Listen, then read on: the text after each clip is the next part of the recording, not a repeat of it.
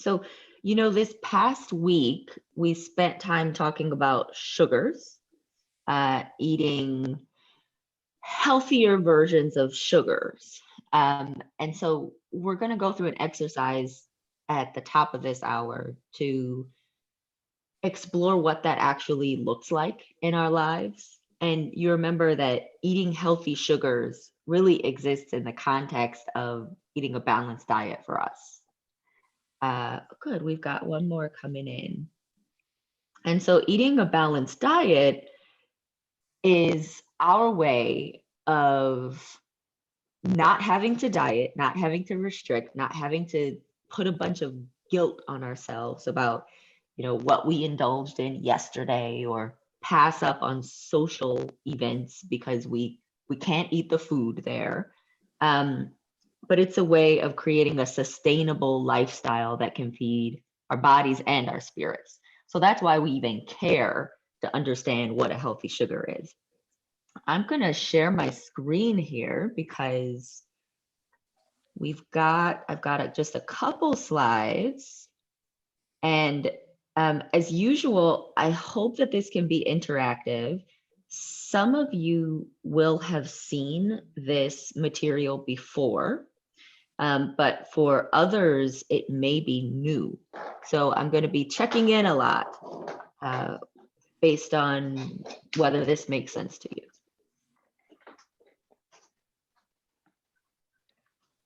All right.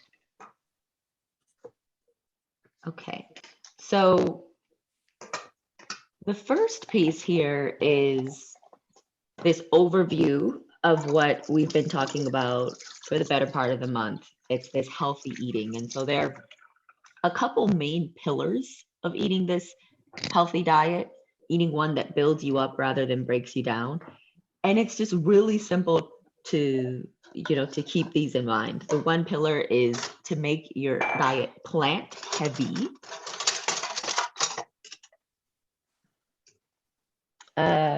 Miss B, if that's okay, I'm just going to mute you for a second. I think we might be getting some background noise here.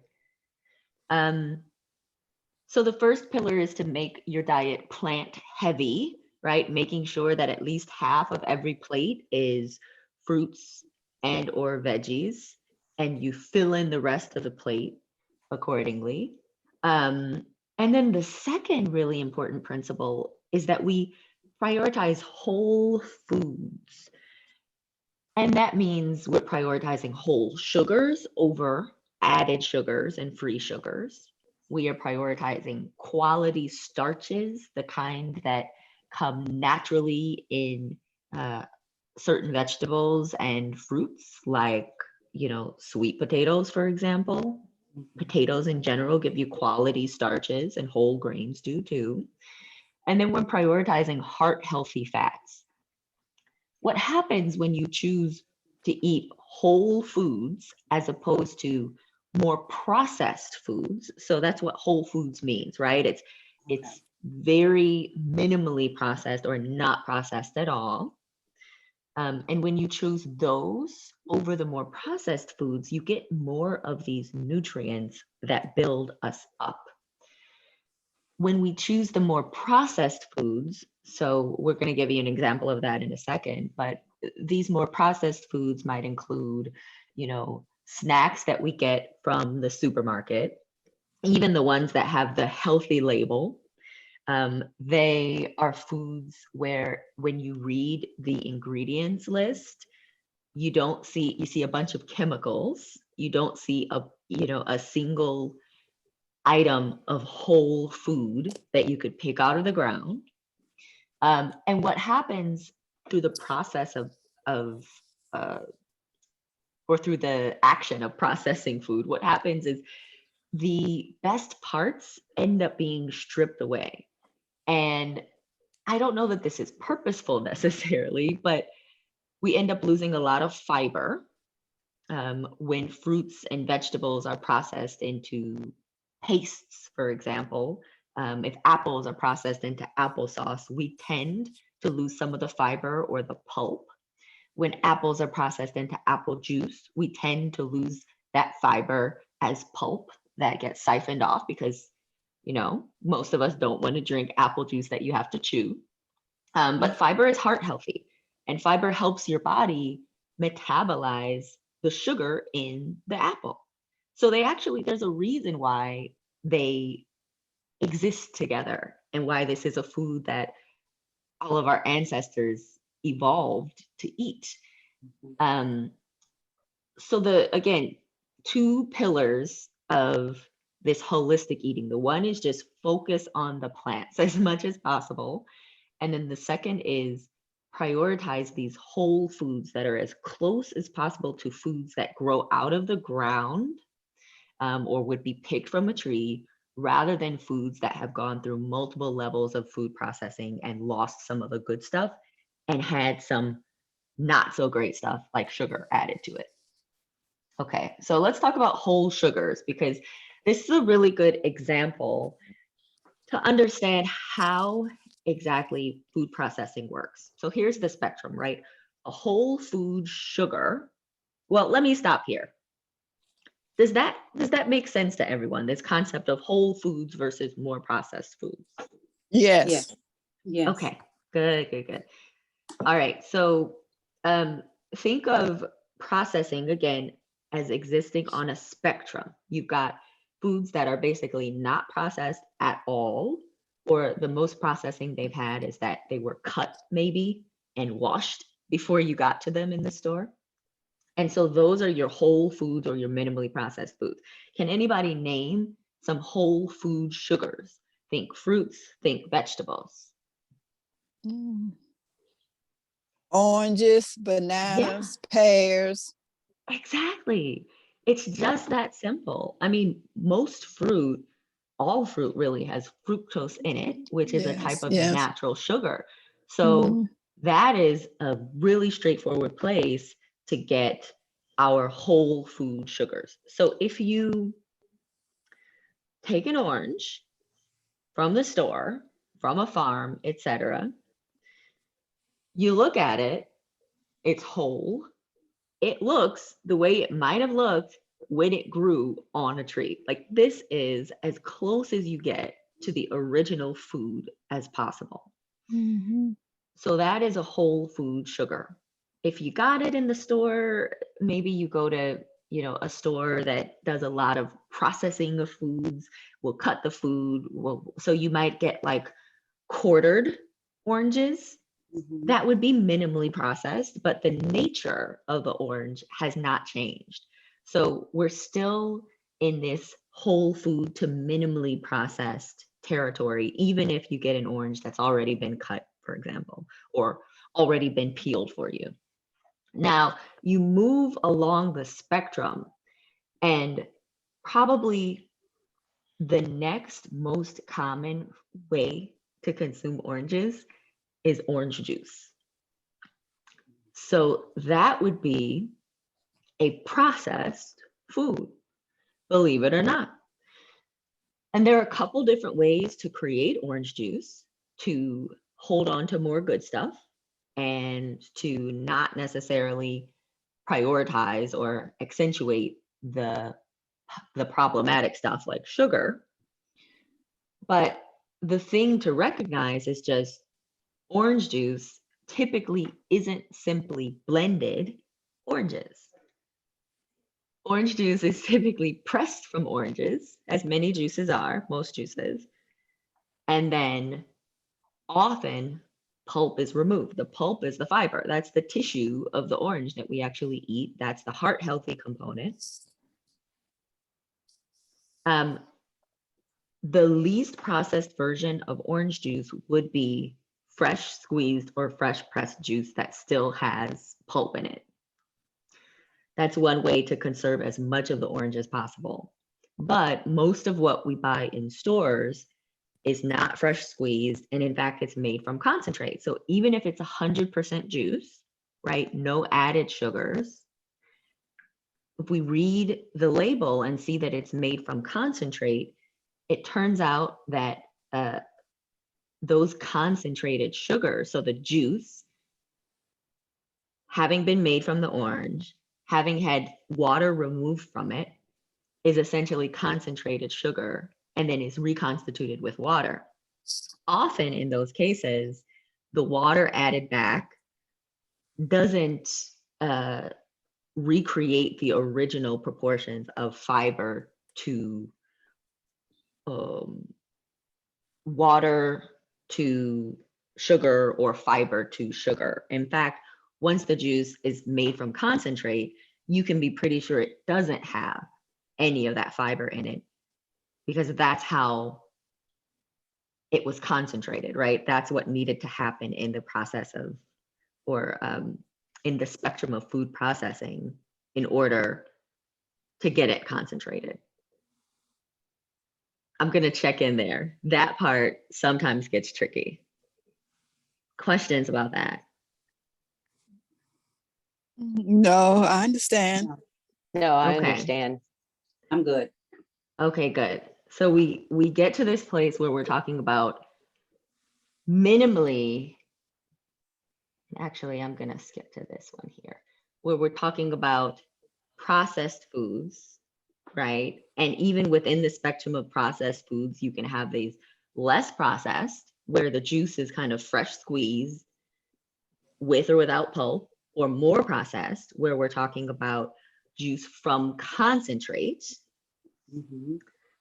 But then you go all the way over to the right of the spectrum, the other extreme, the mirror of these whole foods is ultra processed foods. Those are the foods that, according to a United Nations commission that defined this word, yes, United Nations is concerned about this as a world problem. According to this commission, these are foods that are largely made from industrial products, chemicals, substances that are made in factories.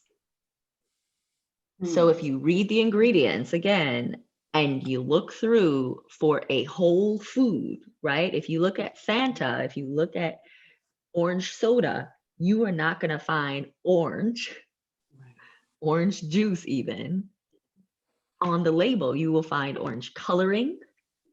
You will find all sorts of other chemicals and additives that allow this product to have a really long shelf life. You will find lots of sugar added as well.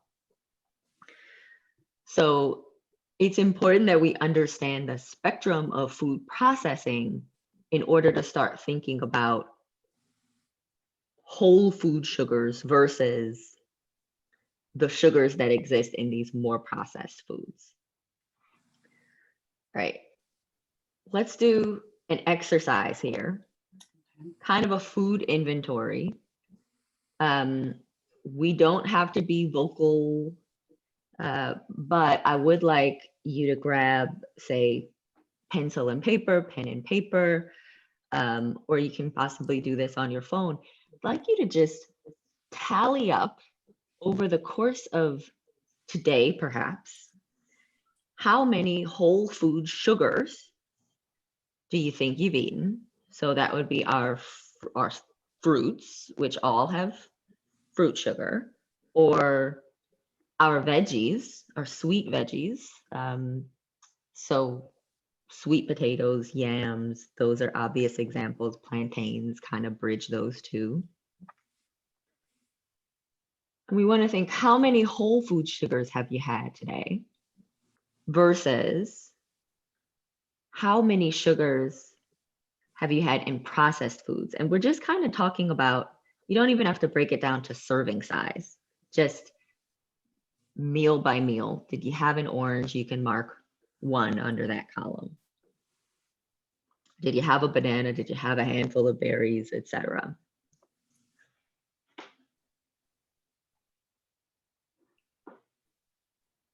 And then in this free and added sugars column, this is essentially everything else, right? Everything that is not a fruit or a vegetable where sugar grew in its natural form. So free and added sugars include juice.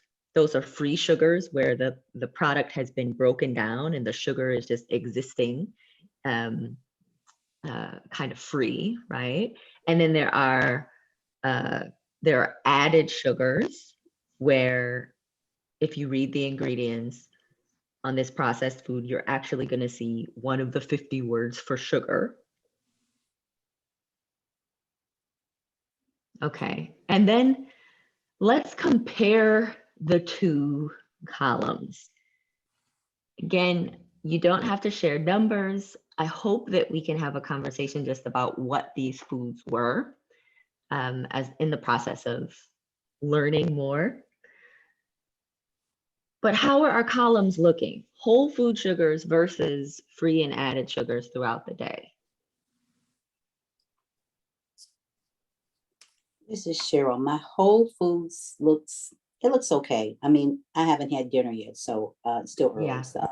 Yeah. But I don't really know. I've had nuts, but they had salt, so I took a point off for that. But I have had, bananas and plantains. And then I did have a teaspoon of sugar, added sugar on the other side. So I'm like 3 to 2 on the other side because I had some juice. Okay, wonderful. So your whole food sugars column is winning. And I just want to ask about right now, before dinner and whatever comes after dinner. Well, so you bring up a really good point, and I want to get to that in a second because it's all about balance, right? At the end of the day, at the end of the week, even sometimes, and you decide what balance of whole food sugars and sort of processed sugars or free and added sugars you're comfortable with. But you mentioned nuts. So were those candied nuts? No, they're not. They're I know they're processed because they have salt on them. Okay. They're And like a mixed nut kind of a thing. Yeah. Yeah. So I'm asking because nuts are primarily protein and fat. Yeah, I wouldn't count those as a sugar. Okay. Now, if you were going to say, oh, I had candied pecans, right? Then the candy part is actually that sugar has been added to them. And it sounds, Ms. Cheryl, like the nuts you're describing, I would call them minimally processed potentially, because, nuts in their sort of mixed nut form, they've been shelled. And there are other things that may have been done to them. So they've been shelled. You might eat the nuts raw. You might sprinkle some salt on them, in which case we call them minimally processed. They might have been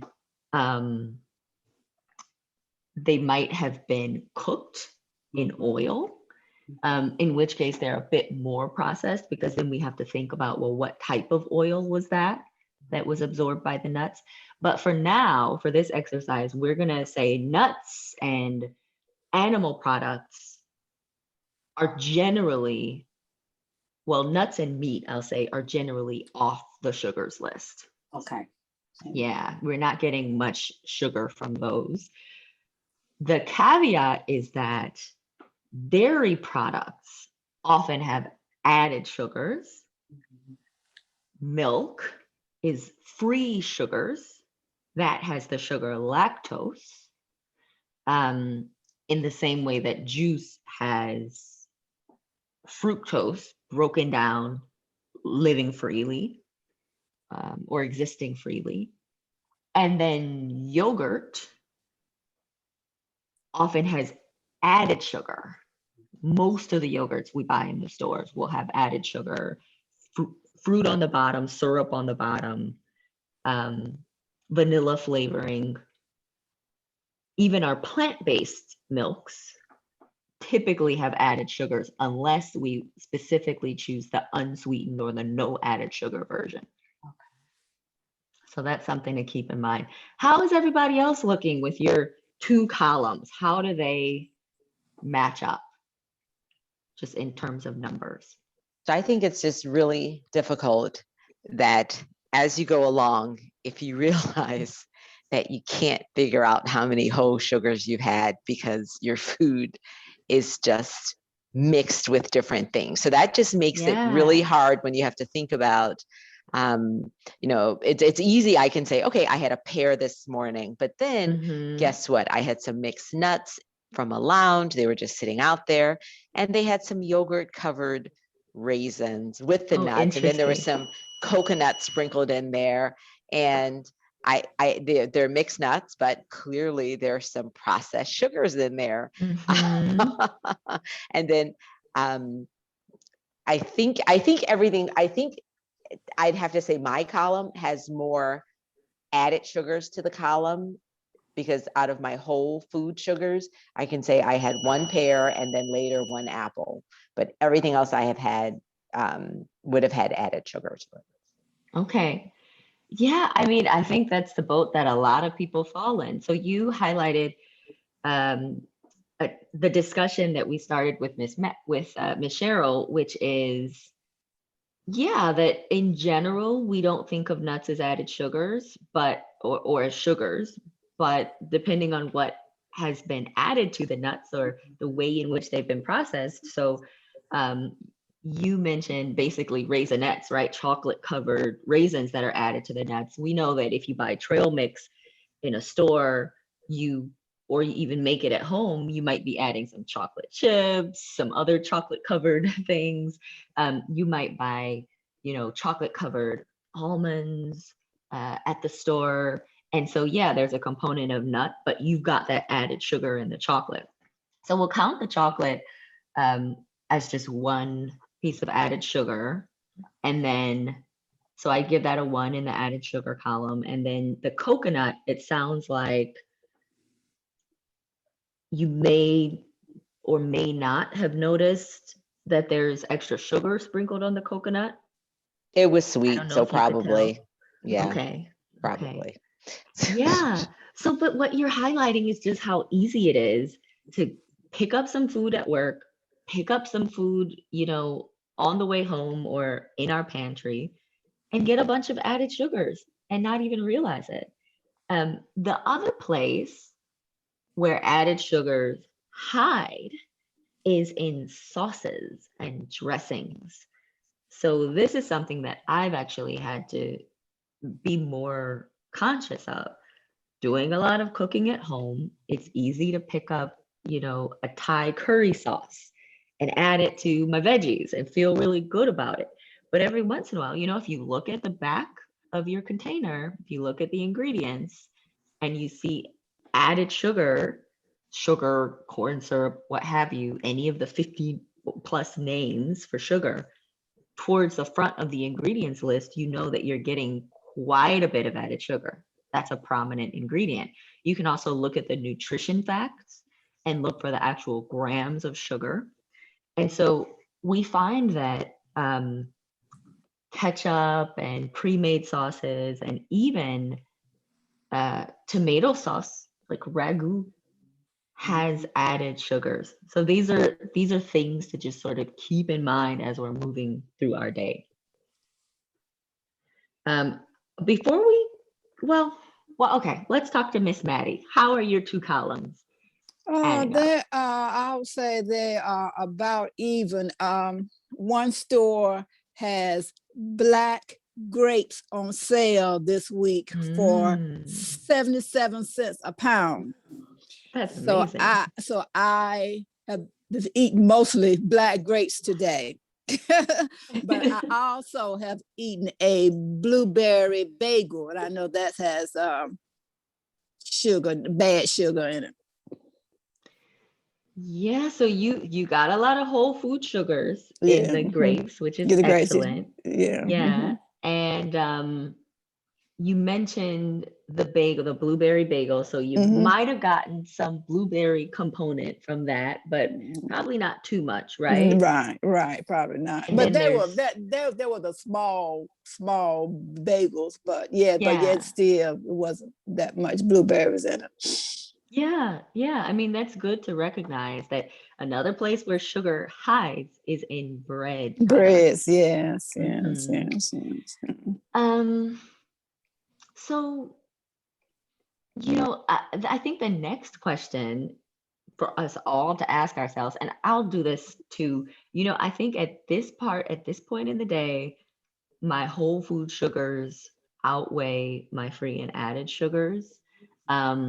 Again, haven't had dinner yet, So, and I'm actually planning to eat pizza for dinner. So I will have some added sugar in the tomato sauce. There will be some added sugar in the pizza crust. Just putting that out there. I'll have a big old salad and probably make my own oil and vinegar dressing. So no free or added sugars there. But that pizza might give me my entire dose of free and added sugars for the day. And I balance that out with a lot of watermelon. Somehow, one of the stores near me has this ripe watermelon. It seems kind of early in the season, but it's delicious.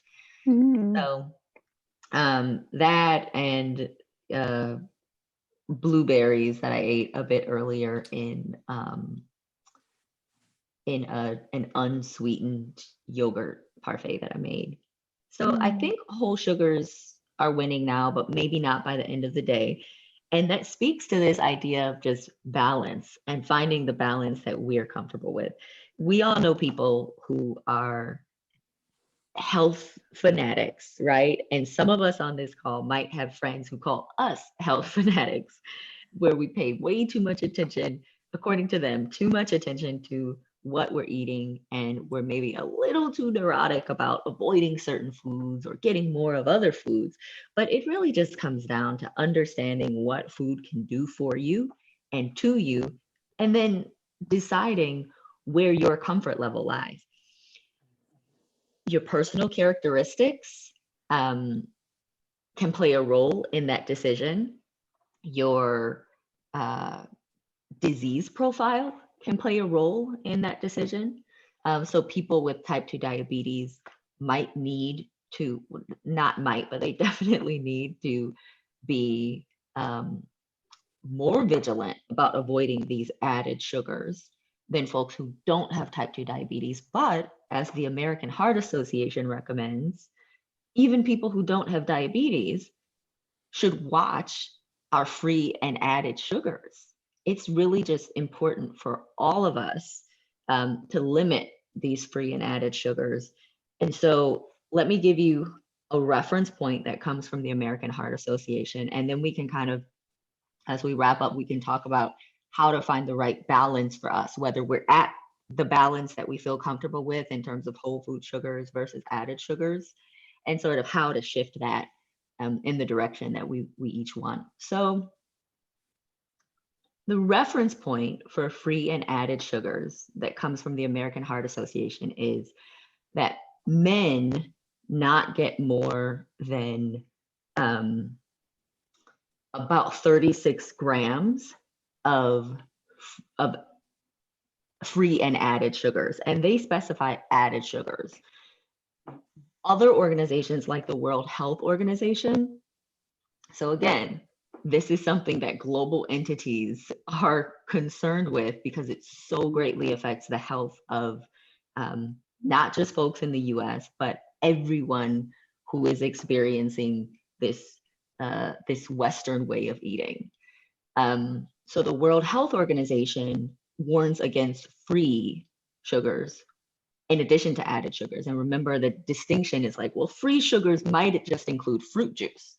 Free sugars do include fruit juice, whereas added sugars, you lean more towards the heavier processing where you've had a syrup or a sugar actually added to the food.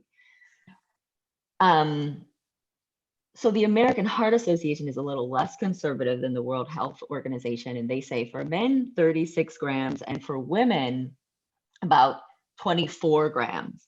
24 grams comes out to around 6 teaspoons, just sort of giving you some ideas. And it turns out that Gatorade, the small container, the 20-ounce Gatorade, with little baby ones, on average have around 30 added sugars. So many of the drinks that we're told are healthy, right?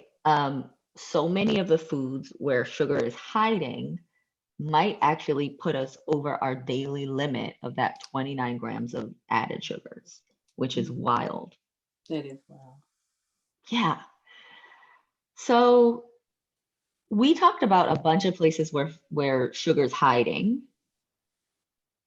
And we didn't really talk about the obvious places, which is junk food and candy and all of that, right? But we know to expect higher levels of added sugars there. So that goes without saying, right?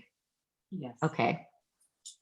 So how do you all feel about where your whole food sugar versus added sugar balance is right now?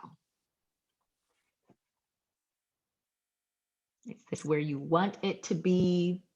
I could do better. I could do better. Okay. So can I. I can do really better too. So can I.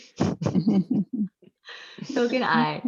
So like can you think of some easy ways to just throw in more whole food sugars? Because one of the ways I think about this is you can either add more whole food sugars or you can subtract the free and added sugars.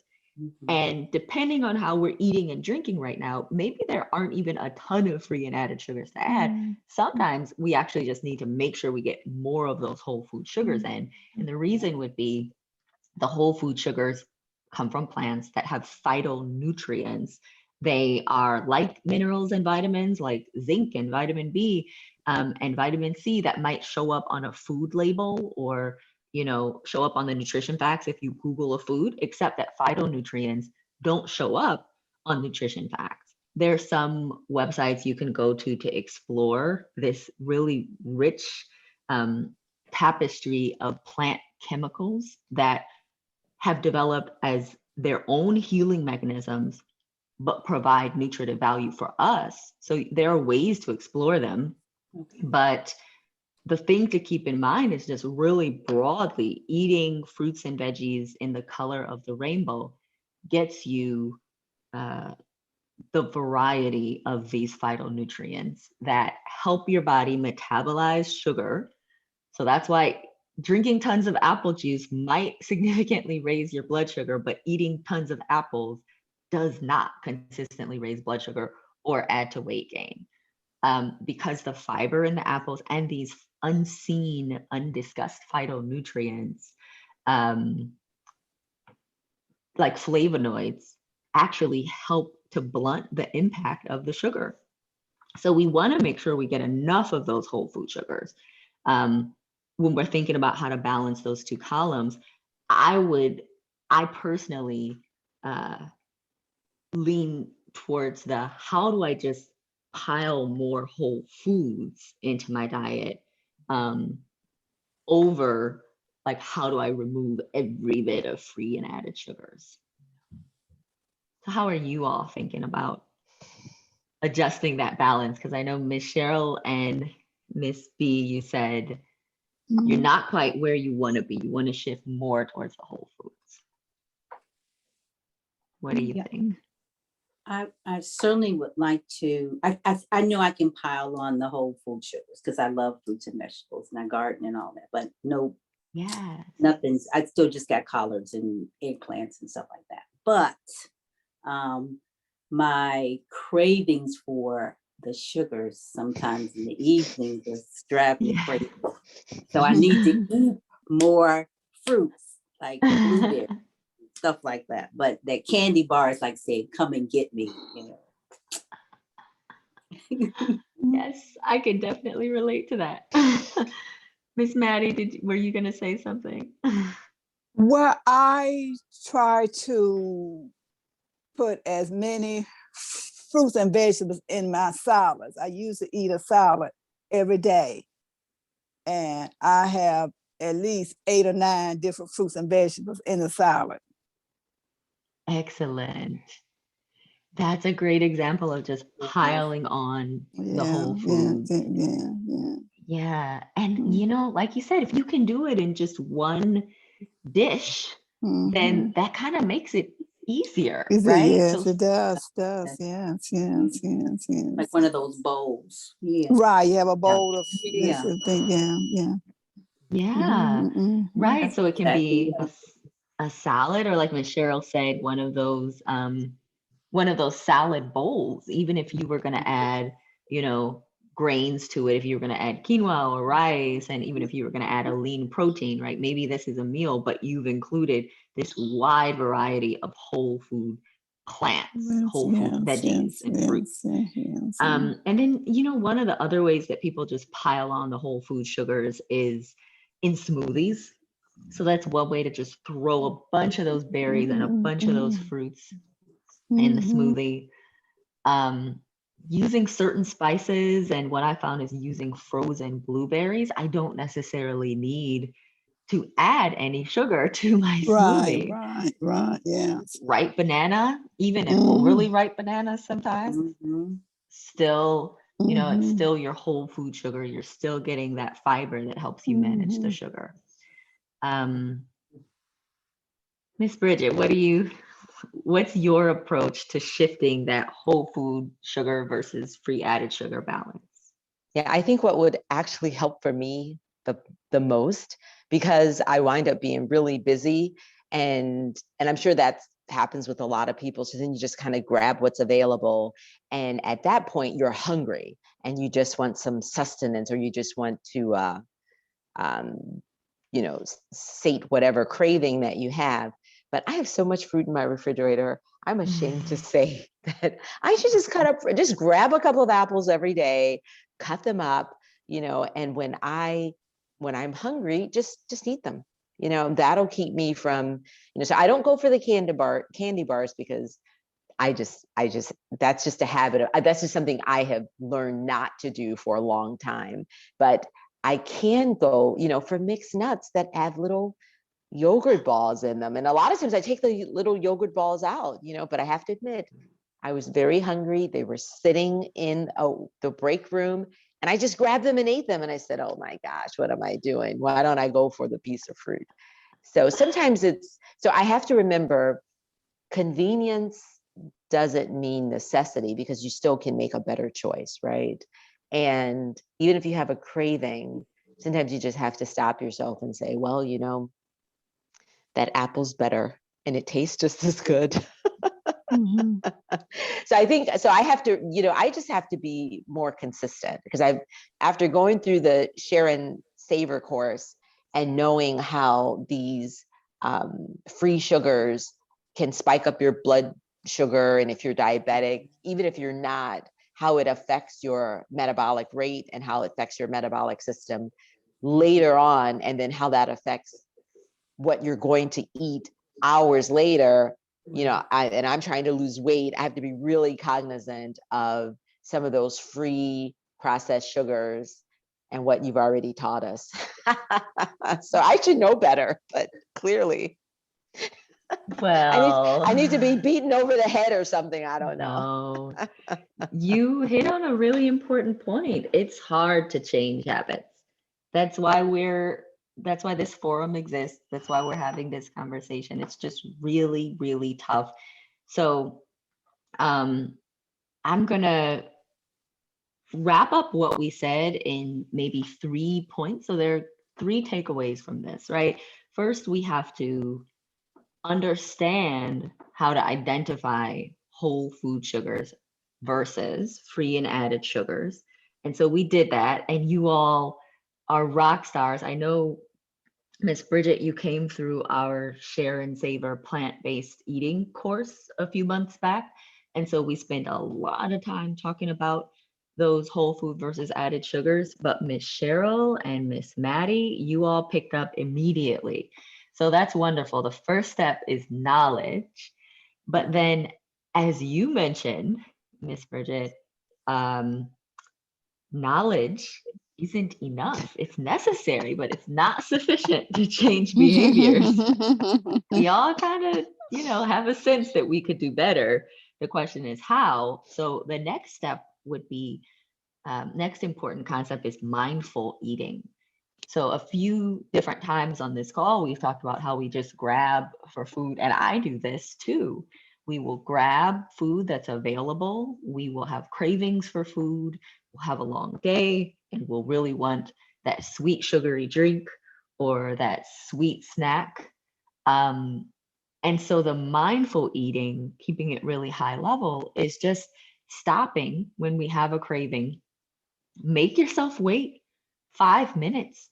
This is what we do in the primary care clinic with smoking cessation. If you make yourself wait 5 to 10 minutes when you have a craving for a cigarette, for example, you will find in about 10 minutes, the craving has passed. So if there's any way to kind of distract yourself from that, if candy bars are the weakness, everybody has their own. If candy bars are the weakness, if there's a way to distract yourself for 5 to 10 minutes, you'll probably find that you can grab for the apple instead, or you can grab for the other sweet fruit instead and still feel pretty satisfied. So that's the mindful eating component. And then the third piece is designing our environments to reduce temptation and to make the whole foods more available. So Miss Bridget and Miss Cheryl touched on this, right? If there's a candy bar, if there are nuts with added sugars and yogurt and chocolate that's sweetened, and it's available and you're hungry, you're probably going to grab it. That's just how the human brain works. Doesn't mean that you're not disciplined. It doesn't mean that you don't want to eat well. It just means that you're hungry and your body wants fuel. So, as Miss Bridget suggested, finding a way to make sure you have the stuff you want to eat, the whole food sugars, as available as possible. If it's putting apple slices in a baggie, if it's throwing, some berries in your purse before you go someplace, or if you are working from home, just making sure you got a bowl of some sort of whole food sugars sitting next to your workspace or in close proximity, so you don't get up and go get that other thing, those free and added sugars that we're trying to avoid. And then the other component of designing our environment, we just talked about making the whole food sugars more available. But remember, if you don't buy the free and added sugars, then it's really hard to get to them. Sometimes they show up in our workplaces. Sometimes, partners or family members bring them home and you're like, why would you do this to me? But to the extent that we have any control, ice cream is my thing, by the way, that I just try not to have around. But to the extent that we have any control over what enters our spaces, try to keep those things as unavailable as possible, those free and added sugars that we're trying to avoid. All right, so those are the 3 takeaways. Knowledge, identifying the whole food sugars versus free and added sugars, mindful eating, giving ourselves a chance to really think through what we're doing before we automatically grab for food. And then 3 is redesigning our environment to support our goals. Any final thoughts or questions or comments? This was very helpful to separate the two, because you're not going to your whole foods pile and then you just kind of gorge. But Yeah, it's more helpful to think about it in a mindful way to make better choices, so that you can, and that waiting that 10 minutes, that's a good one. That's a good one. Because my brain is wired like I want it and I'm going to get it, and then I can kind of settle down and feel guilty later, I guess. That's how brains work. That's exactly how cravings work for a bunch of substances. Okay. Well, it was lovely. If that is all we've got for the questions, etc., that was so lovely. I really enjoyed talking with you ladies, and hope to see you next week. If not next week, feel free to sign up and get access to the recording at any point. Absolutely. Thank you. Thank so you. much. Thank you. You are Thank you. welcome. Have a good night. Okay. Have a Bye, good Good night, everybody. everybody. Good night.